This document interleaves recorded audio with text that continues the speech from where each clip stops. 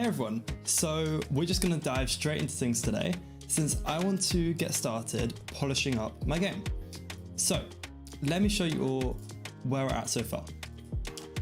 So this is my game for the Brackeys Jam, and the idea behind this is the theme is an end is a new beginning. And so in this game, when you end a player's life, you will gain their abilities. And so the idea is the end of the enemy's life is like a new beginning for you. So what we're going to do today is just simply polish up some of the movement, make that feel good. And the way we're going to be doing that is through using some of my movement tutorials actually. So we're going to be using a similar technique that we use in them. So, but first of all, hey Pepper Kid and Orange Sensei, how are you guys doing? So let's quickly update some of the stream headers as well. So let's get a check in. How long left have we got in the jam?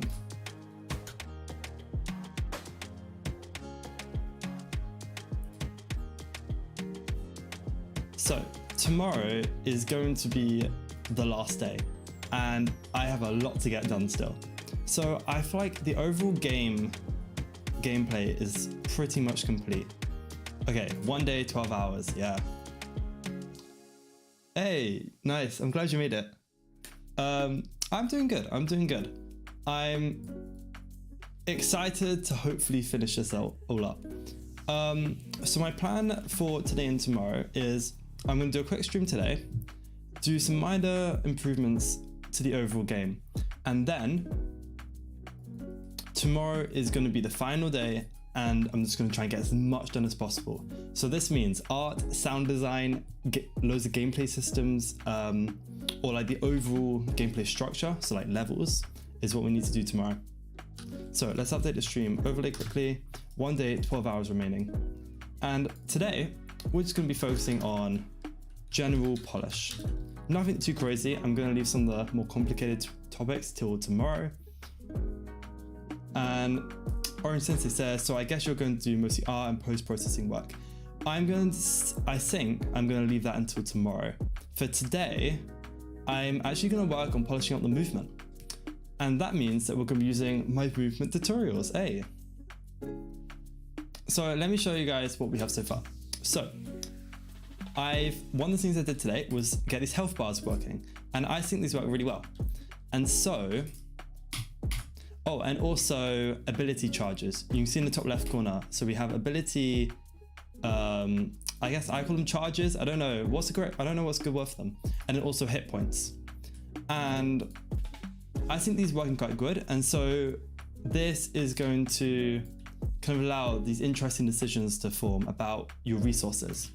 And so every time you possess a new enemy, since that is what this game is about, let's kill this one here, you will refill your health and ability charges. So hopefully that gives you another incentive to want to swap enemies. And so it should hopefully help lead the player towards this flow state, which is what we're aiming for. As you can see, graphics are still kind of non-existent. So today's stream is going to be important. We'll see. I think tomorrow is when I'm going to get most of the work done. I've done a lot already today. This will probably end up being a bit more of a chilled stream, chill vibes until we get into the horrors, which will be tomorrow, as we try and rush everything to completion. Art should be a fun change of pace, and now the game's actually playable, it's a bit more interesting to test it out. So I think we got this.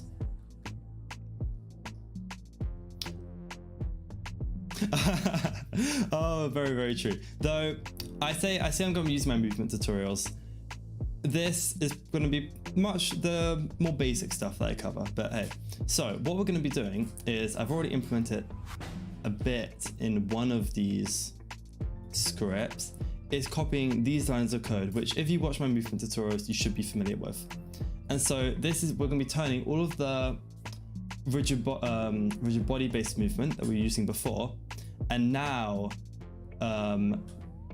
move that towards our forces system. So how are we going to do this? Well, we're going to come over to the enemy class, and thankfully I have all the movement come through this script. And so this should be really easy to implement. So let's find our movement, and let's add public float acceleration. Let's call it move acceleration. Okay. And so we're just going to simply get, so finally we're getting to this bit. I think that's a comment from probably like day 2 or 3. Vector 2, and let's do basically what we did for this homing disk, which I made earlier. So just like we did, or I show the movement platform tutorials, we're going to get the direction, get the target speed, and then get the speed difference.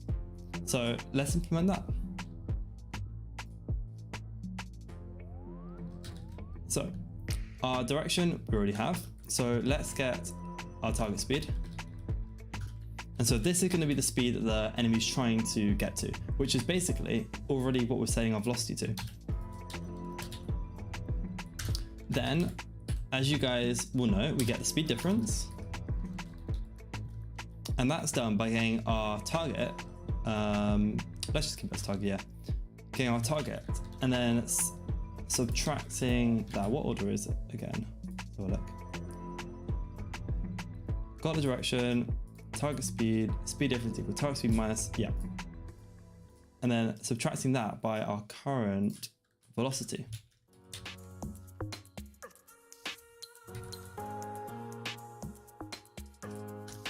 And then we set our rigid velocity to speed difference times acceleration. So this should immediately make all our movement in the game feel way smoother. Finally, something I can finally relate to the old tutorials. Yes, we're always going to keep plugging in those platformer things. One day I'll get to make a platformer. One day. Maybe in the next jam. Okay, so let's go through, and so that should be working right off the bat. So we just have to plug in our acceleration variables. And so I use 0.5 over here, 0.4, sorry, 0.9 and 0.4. So we're gonna have to change all of these to the 3 enemies. So for the homing enemy, I'm going to go with a value of what we're feeling. I want this enemy to be quite fast, so I'm gonna say 2.5. And acceleration to be kind of mid, so maybe 0.6. The spider enemy should also be very fast and should accelerate quite quickly. So let's give a value of 1.2 and let's keep it as 4. The soldier, the like big sword enemy should probably be quite slow, I'm thinking. So let's actually increase the stomp distance. Question, do you use the new input system or the old one? Generally a mix of both. For this game, just the old one because it's the simplest and quickest to get running. I think if you're working on anything that you plan to work on long term, the new input system is far better. But for game jams, I'll just use the old one. Okay. Stomp distance. Down. Okay, awesome. Let's set this to 0.5 and let's just see how the game feels. Okay, that might be an issue.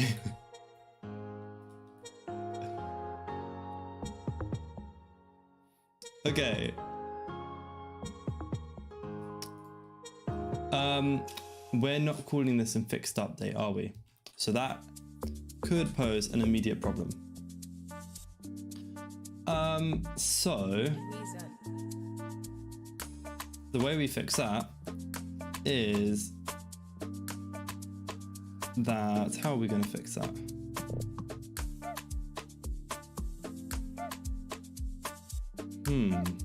I guess we're gonna have to, oh, that's gonna be long. We're gonna have to create a fixed update for every enemy, huh? Okay, I didn't anticipate this. So for every enemy, we're gonna have to go in, find where we're calling move, and instead call that in fixed update. I see.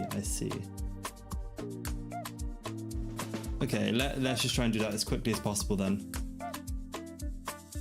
Okay. Hey IDK, how you doing? Okay, we're gonna have to create a fixed up. Okay, that's fine. It's a bit annoying, but we'll work around it. So fix update. And so we're gonna have to implement this from the player's perspective and from the enemies. So we'll say if is possessed, this will be our player's perspective. And so we'll copy this code and just delete that. I'm just gonna keep it very rough here and not worry that we're just leaving loads of things blank, because this is a game jam and I can't be bothered to refactor the entire enemy system. Okay, let's, oh no. Okay. Hey, not Lowcox. Okay, that idea is not gonna work because we're gonna move way too many times there. Okay, that's fine, that's fine.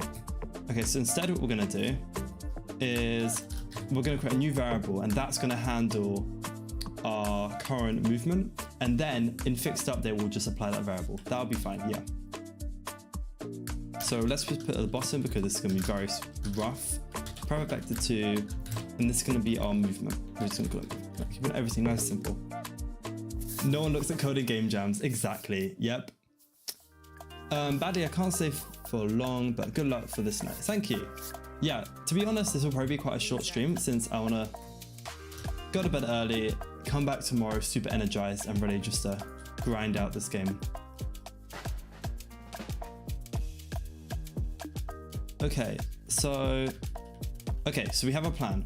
So we're gonna replace all of these movement functions with this variable, and then we will just apply this. Actually, we can save even more time if we come to enemy,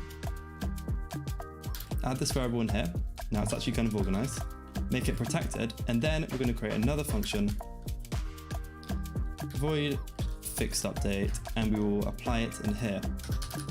So we will do rigid body to add force. That will be our movement.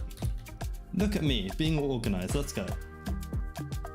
Okay, let's find where we've begun implementing this. Okay, so in here then we will just set our movement equal to our direction to, what do we have as before? Let's rewind all the way back. Okay, so we'll set our movement equal to our move input multiplied by our move speed. Nice and easy. Wait, how about you just use time.delta_time with the update? That would normally work. However, because we're using add force, I think it's safer to do it in fixed update. Because the way fixed update works is it's called off or just before every physics update. And so if we're working with forces directly, I think it'll be better to do it in fixed update. Yeah. If we're doing like moving something with a transform directly instead, then time.delta_time will be fine. I don't know how well that explanation stands up to scrutiny, but it's the best idea I've got to fix this problem, and so I'm just gonna go with it, see what happens.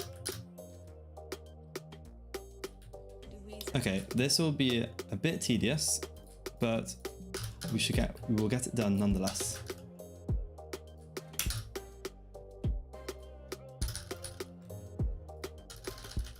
And if this doesn't work, then well, we might be screwed. Okay. Oh, let's go down here as well. We could run into an issue if somebody start interfering, but that shouldn't matter actually because of the way we were doing it before. Okay, the homing enemy is complete. Onto the spider. So let's keep going through adding in all of these.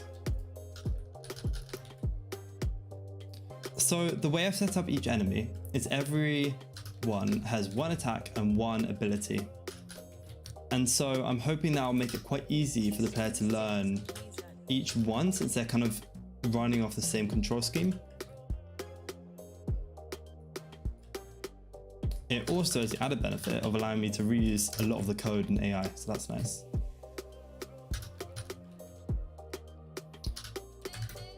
I'm still a bit split whether I overscoped for this jam or not, because I don't feel like I've actually done that much.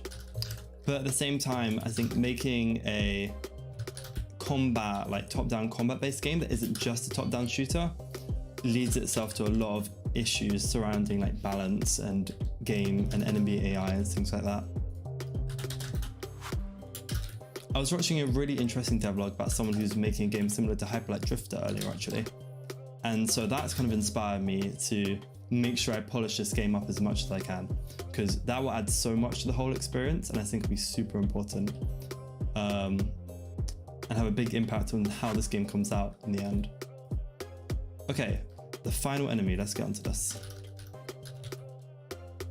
Fingers crossed this works first time. When something works first time, it's just so good. So satisfying. Oh, another exciting announcement today actually. I hit monetization on YouTube, which is crazy. So start working that ad revenue over the next few weeks. Hey Geek Joystick, how you doing? I guess with good polish, this game really has too much potential. Hopefully, fingers crossed. My original goal was to have it playable for all of you today, and so I can get some feedback quite early on. That is not going to happen, but hopefully. So the jam actually ends for me in 2 days, but it's kind of early in the morning. So what I may do is finish the game in the evening and then leave it or encourage you guys to play it overnight. And so hopefully when I wake up, I can have a bunch of feedback, crack out, get rid of all the bugs, add in some like last minute polish and things, and then publish it just before the deadline.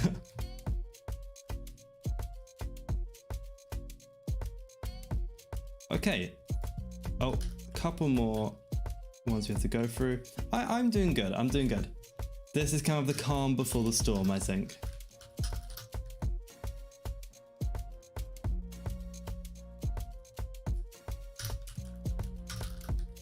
I know, I've enjoyed streaming this jam a lot though, and it's the first one I've done in a really long time, and so it's kind of inspired me to come up with a few other plans as well for what I do after this, but I won't share any of those just yet. Okay, I think that's everything. We can check that by going to our enemy and yeah, if we just check to see if anyone is calling, where's the function? Move, where's move? There we go. Let's find all references. Okay, still got a couple. Let's stamp these out.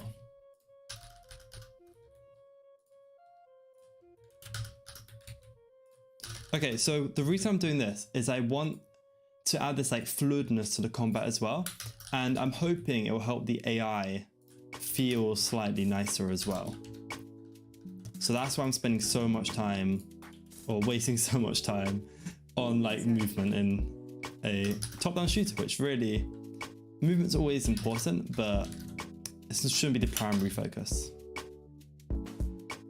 Okay, I think that's everything. Let's double check. Absolutely, it's a risky move to wait overnight for feedback when the end of the jam is early in the morning. We're a respectable one. So the jam ends at 11 AM. So in the theory, that gives me about 3 to 4 hours in the morning to finish up the game.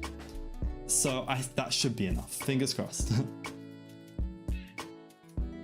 If anything, I'll just leave that time for playtesting, because that's so important, and you rarely ever get time to do it properly in a game jam, so.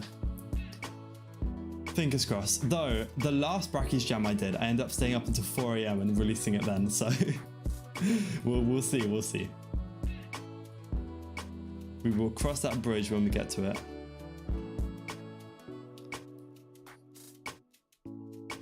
Exactly. I could just stream for like 12 hours straight in the evening. I see no way that could go wrong at all. Am I forgetting to do something? I have a feeling I am. Oh yeah, okay, let's check.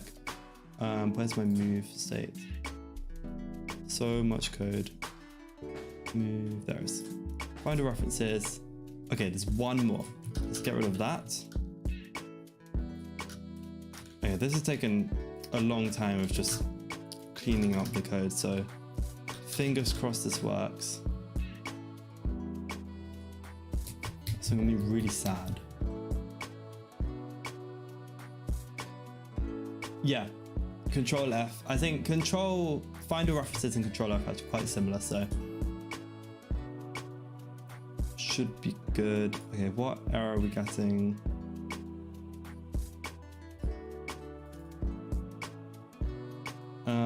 Oh, cool.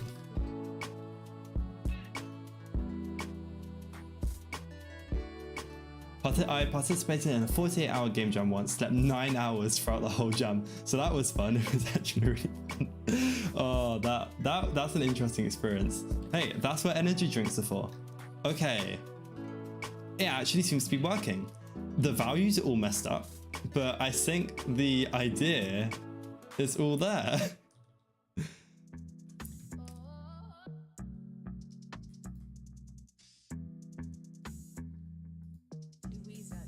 Okay, let's fix up these values. Gravity simulation.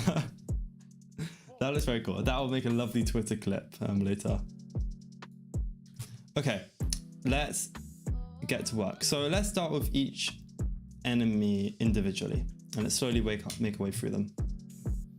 So starting with the spider, how does this feel to control? Quite very slippy actually.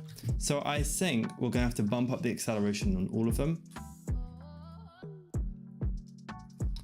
and possibly introduce some sort of linear drag. Okay, let's start with a linear drag value of 2 for every enemy. And let's see how that spices stuff up. So what that will do, it will just add just slowly, it will, how can I explain this? It will like decrease the enemy's movement depending on how fast they're going. So just how normal like air resistance would work actually.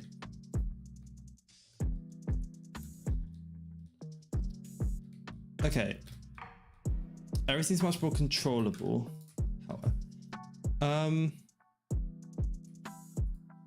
Wait, I need to check something. Were we normalizing the in move? Were we normalizing the direction? We were. Oh, actually, no, that's what we just done. I'm worried we're not normalizing something in the right place, and that's a very scary thought. Okay, yes. Okay, so we're gonna have to go through and normalize every single direction, which we've just done. That's a great time to use Control F, I guess. Lovely. Okay, so we're gonna have to go through and normalize every single one of these. Lovely. 48-hour game jams are a nightmare. I've tested it once and it turned out for me good, but very less sleep. Yeah, I generally have always enjoyed 7-day ones way more. I guess it's just because you end up with a better product. That's been my thoughts on it so far. So I always love doing the Brackeys and Platform Prod game jams. If I got a nickel each time I saw an accidental gravitational simulation this week, I'd have 2 nickels, which isn't a lot, but it's weird that it happened twice. They're too smooth. Yeah, I would say they're slipping. It's like they're on ice, but it's a bit more extreme than that, it seems. Okay. That seems all the ones for this script. Go on to this one, direction, normalize. So what normalize does is it reduces this vector's length to 1, and so it means everything will be scaled properly.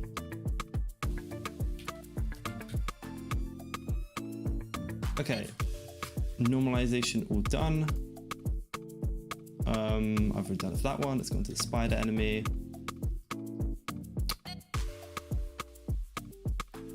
Normalized, dot normalized.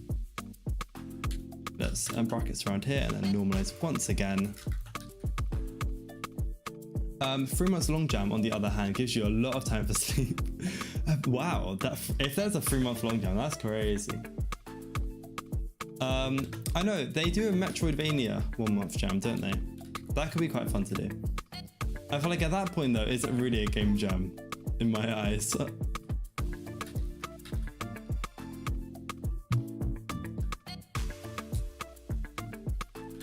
I don't know what would be a good way to make a long-term game jam? I'm not sure.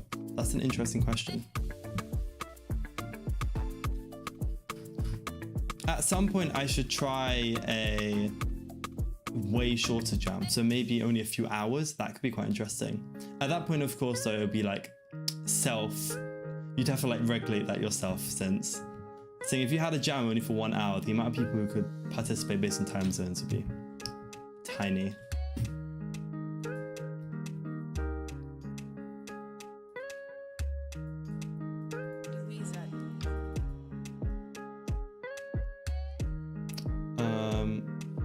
Okay, that's fine. We can literally delete all of that. Like most people do game jams for a short time, making a game completely. Yeah, exactly.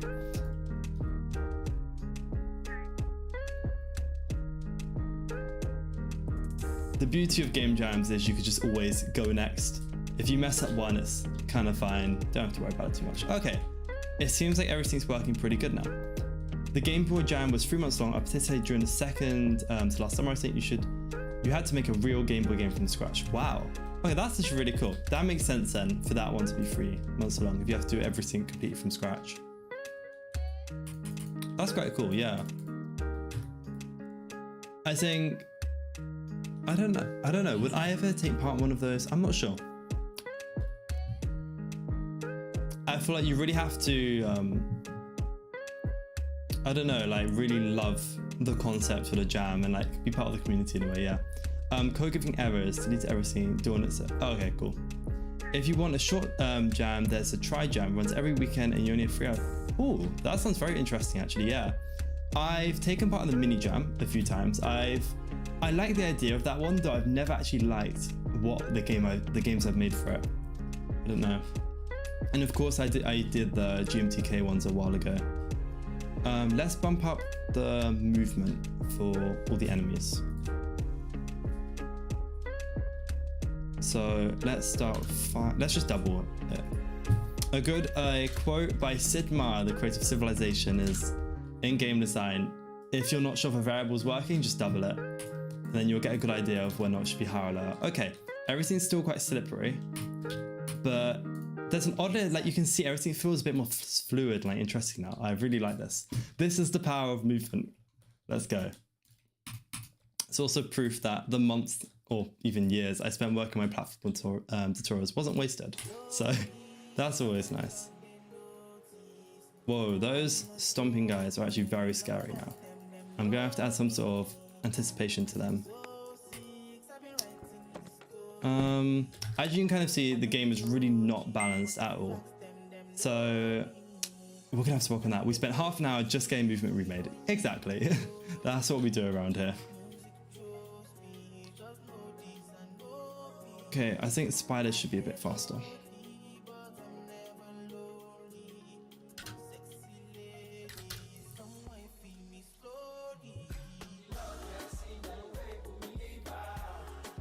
I actually think the acceleration might need to be... Oh, actually, this one might not be... Oh, no, it is. Yeah. Okay, never mind. Yeah.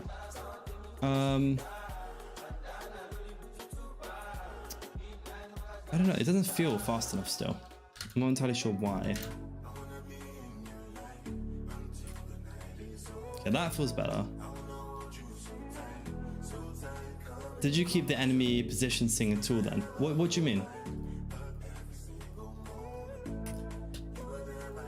Oh, the enemy possession thing. Oh, of course. Let me show you that actually.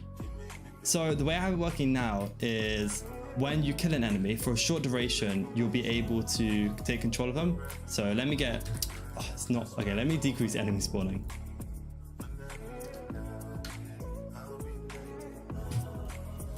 So now when they become like, they go into like a dark shadow form in a way, I need to add more animations to this.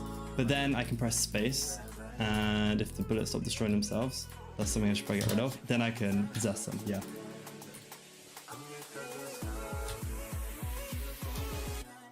So I'm hoping we can get into a nice like flow state here, and you'll kind of be constantly zipping between enemies, killing them. That's my goal for this game, really. How well it works in practice, I don't know. Yeah, some of the things aren't balanced great right now, which makes it a bit annoying. What about the bullet hell? I see only bullets at this point. Yeah, balance and like the interaction between enemies, I need to finalize a little bit more. That's something I fear is going to take quite a while. If not, how does the game fit into the funeral? Well, okay, yeah. So I've kept the possession mechanic. I definitely need to balance the game better so it really forces the player to revolve around it. Oh no, it's a bit annoying since this really basic enemy seems to be the best so far in a way, and that's gonna be a challenge since this sword guy, he kind of feels a bit awkward to play as. So I think that might be what I spend tomorrow morning doing off stream, just finalizing all of them. What do you want to force possess the enemies you kill? I'm not sure. I want to try and give the player power over that, so then they have to make the interesting decision. The way I am actually kind of forcing them though is the only way you regenerate health in this game or gain new like charges for your abilities is the fact that it's possessing enemies. So if you pay attention to the top left of the corner, you'll see that my ability charges go down and my dash isn't working at all. Oh, I'm wondering, that's probably really messed up. Oh no, what have I done with the movement? Oh no. That might have been a bad idea to redo all the movement for this game. The dash isn't working at all, huh? Okay, let's test out the other enemies and make sure their movement's all good. Okay, this is working fine. Very slow, but we can do all that later. That's fine. Okay, let's try out the homing enemy. Let's see how this one goes. Fingers crossed. Okay, so the way this enemy works is it kind of has this like, okay, that's all working. We're going different speeds though. Okay, actually no, this should be an easy fix actually. I'm wrong. And so if I just go into the spider enemy and find their dash speed, if we up this by 10 times. Let's see, would it behave better? Hey, there we go. Okay, it's not the end of the world then. We're all good, we're all good. Okay, I will have to spend a little while rebalancing all of these though, which could be a bit annoying. Let's try value of 40. Okay, that doesn't feel amazing. Oh, okay. Actually, I have a good solution to this. So, what Celeste does to get their dash working is they have multiple phases during the dash. So the first phase is called the attack phase. And this is where they immediately accelerate the player to their full dash speed. And then the second phase is kind of like the dash's end. And what they do is they take the player's velocity and they still allow them to keep moving on it, but they slow their speed dramatically to like a consistent value. And that's one of the ways Celeste gets their dash feeling super fluid. So they kind of take away control from the player for a tiny fraction of the time, but for a lot of the dash, you actually have some level of control over the player. Similar to what I do with wall jumping in my platformer tutorials. So let's find the spider enemy and let's create a new variable. And so we're going to call it public vector2 dash end speed. And then at the end of our dash, we're just going to set the player's velocity to this. Can you strengthen the dash and shorten its time? Okay, so what I think the issue is if we did that, then as soon as the dash ends, the player will kind of keep their momentum and keep flying off. So that's why I'm going to limit their momentum at the very end. So I think that should be a good solution. Dash, let's find, where do we deactivate our dash? Here and here. So what we're going to do is get the rigid body of the player. That's probably, okay, let's make that public. Or protected rather.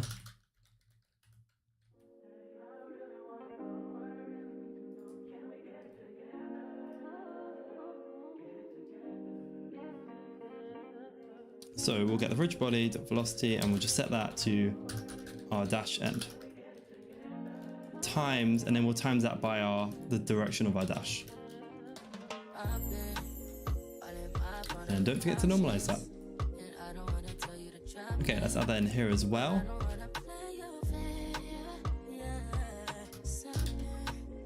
Hey John, sorry, I need to go now, sadly. It's 4 AM. Oh, it's 4 AM for you. Wow. Thank you for coming to the stream then. And I need some sleep today, but gonna watch it later. Good luck, Dawn. Game values. Good night. Hey, thanks for tuning in, especially at 4 AM. Damn, that's some commitment. Hey, hopefully you can catch the stream tomorrow, and I'll stream earlier, fingers crossed, rather than leaving it to last minute. Okay. Yeah, I'll be going to good luck and good night. Hey, thanks for tuning in anyway. Okay, the dash seems to be working good now. Hopefully I can catch you tomorrow, Geek Joystick. Okay, let's set this to... that would be kind to my eyes. Yeah. Let's set that to 6.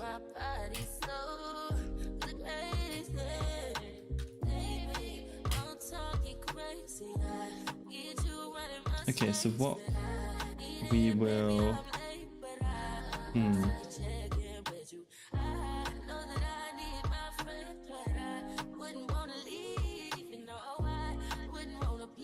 Oh, actually, I know what we can do.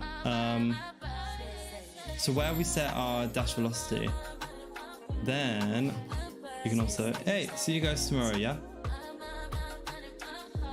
Okay, and over here, what we're also going to do is after we set our dash end speed, we're going to set our movement to vector 2. So this will stop the player kind of sliding like you guys saw before. And so hopefully we'll set our velocity, but then our normal movement system will like slow us down a bit nicer. So that's what I'm hoping for here. I would admit that I'm starting to regret refactoring all the movement this late in the jams. Might be a waste of 40 minutes, but hey.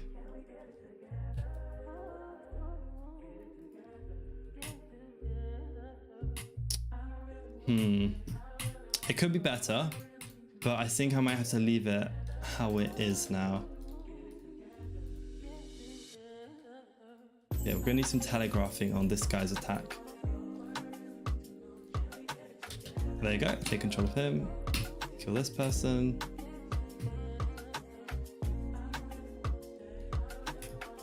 Oh, okay. I think everything seems to be working okay now. Let's actually, one more thing I forgot to do was speed up this guy's speed. Just to make that 30.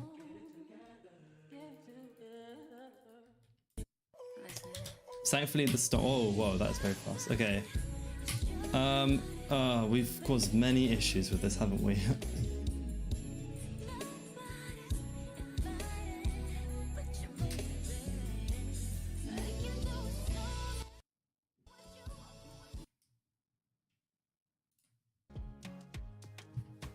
Okay, let's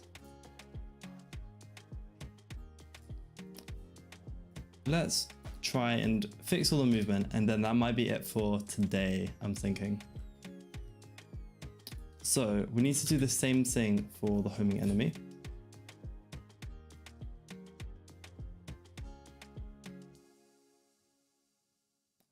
Oh, I know what I should have done now. Instead of working with forces, I could have probably just alerted the velocity by a tiny bit globally. That might have been a better decision. It's fine. Okay, end bar. Set our movement to 0. Will that actually fix it quickly?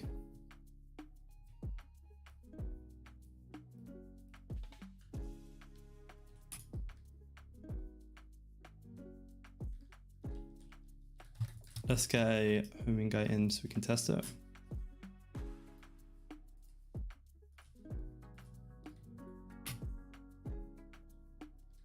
Okay, that works quite well. I'm okay with that. Hopefully it works for enemies as well, but we'll see.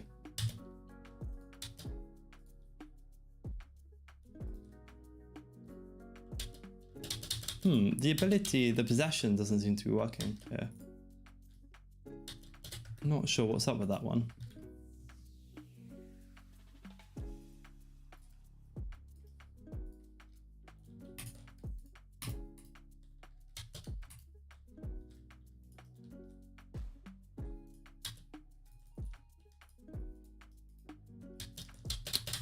We don't seem to be able to possess the enemy when we're in the homing form. That's weird.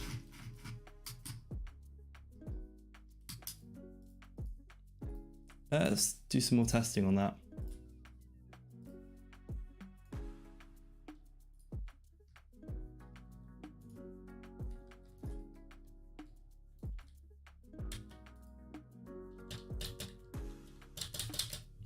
Okay. Let's have a look.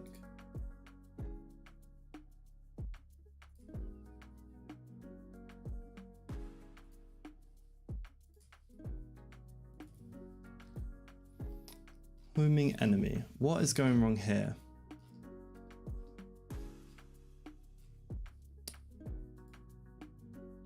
So in the enemy script, on update, if the player is possessed and we press the space button, we will try possess. That shouldn't be affected by what type the enemy is, so I'm not sure what's going wrong.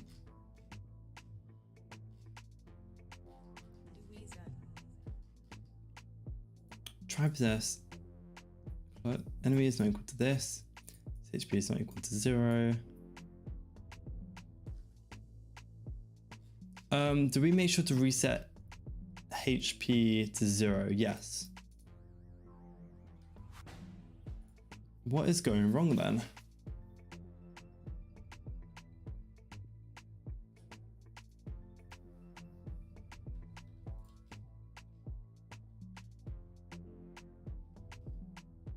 Oh, we haven't set the enemy there. Well, that is a very easy one. What happened? Why was that never set? Wow. Okay, there we go. Okay, everything's working good now. Let's play through this for a little bit and see how it feels.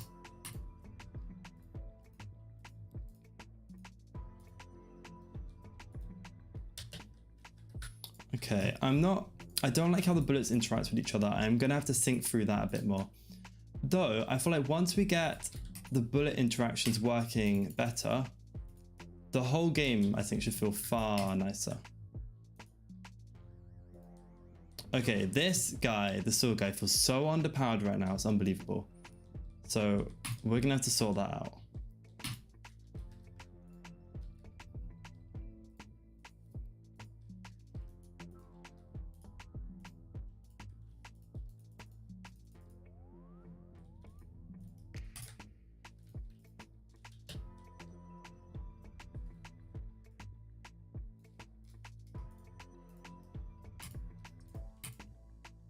Okay, there's collisions are messed up as well on this guy. That does feel very good though. The attack feels nice.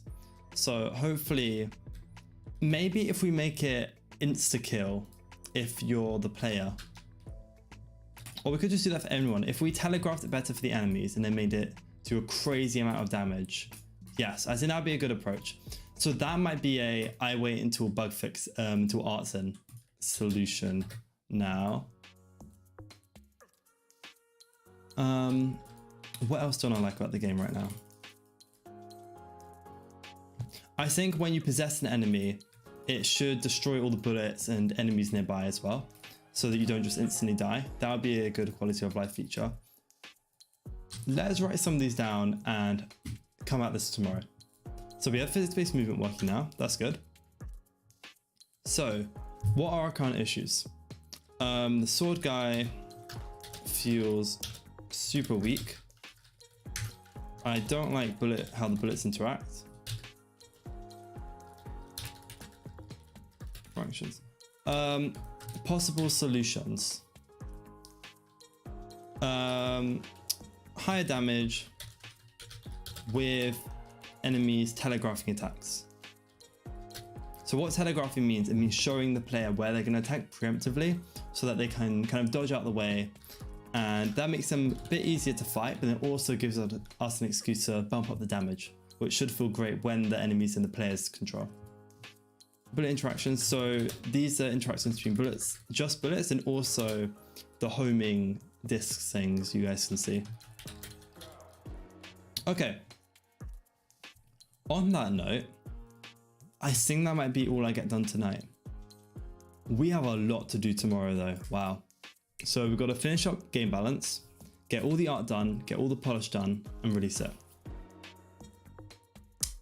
Tomorrow's gonna be a fun day. Okay, well, thank you guys for all tuning in, and I will catch you tomorrow when we finally finish up our game for the Brackeys Game Jam 2023. Bye.